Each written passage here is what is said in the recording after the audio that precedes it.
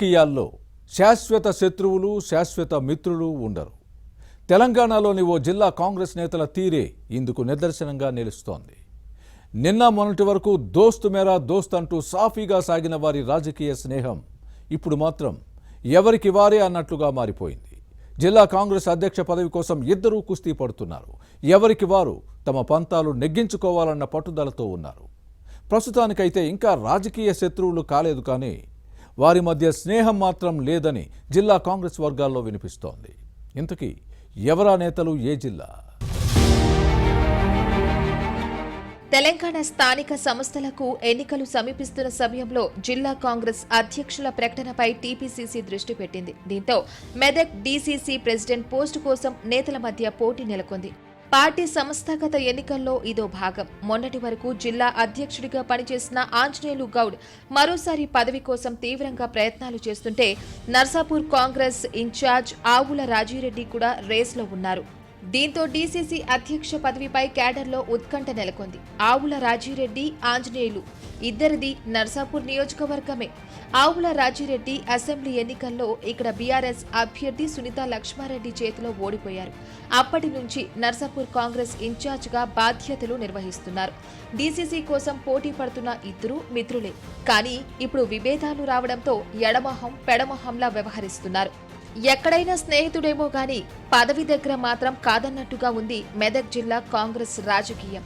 నిన్న మొన్నటి వరకు పాలు నీళ్ళలా కలిసి ఉన్న ఈ ఇద్దరి మధ్య జిల్లా కాంగ్రెస్ అధ్యక్ష పదవి చిచ్చు రగిలించింది. దీంతో ఇప్పుడు ఉప్పు నిప్పులా మారిపోయి చిటపటలాడుతున్న ఇద్దరు స్నేహితులు. ఇక గతంలో నర్సాపూర్లో పార్టీతో పాటు ప్రైవేట్ కార్యకలాపాలకు ఈ ఇద్దరు నేతలు కలిసి వెళ్లేవారు. కానీ ఎప్పుడైతే డీసీసీ అంశం తెరపైకి వచ్చిందో అప్పటి నుంచి ఎవరి దారి వారిది అన్నట్టుగా ఉంటున్నారు.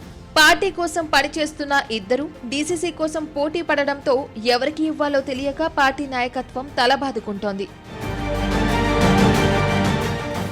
జిల్లా కాంగ్రెస్ అధ్యక్షుడిగా పనిచేసిన ఆంజనేయులు తనకు మరోసారి అవకాశం ఇవ్వాలని కోరుతున్నారు. మొదటి నుంచి పార్టీనే నమ్ముకుని ఉన్నారని, ఎన్ని ఒడిదుడుకులు ఎదురైనా పార్టీని వీడలేదన్న వాదాన్ని వినిపిస్తున్నారు. మరోవైపు రాజిరెడ్డి కూడా ఇదే మాట వినిపిస్తున్నారు. డీసీసీ పీఠం తమకేనని ఎవరికి వారు ప్రచారం చేసుకుంటున్నారు.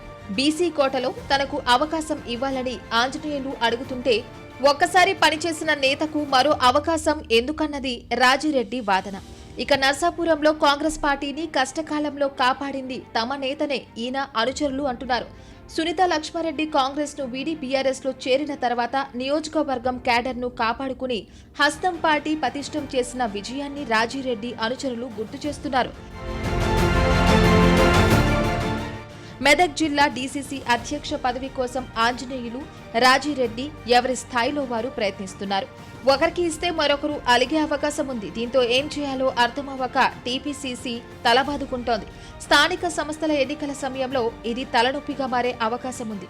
పదవి ఇవ్వలేదని అలిగితే ఎలక్షన్స్ లో ప్రభావం చూపుతోంది. అయితే ఎవరికి ఇచ్చినా పార్టీ కోసం పనిచేస్తాం, ఏ పోస్టు ఇచ్చినా పర్వాలేదు అని పైకి చెబుతున్నా లోపల మాత్రం మరోలా ఆలోచిస్తున్నారన్న ప్రచారం జరుగుతోంది.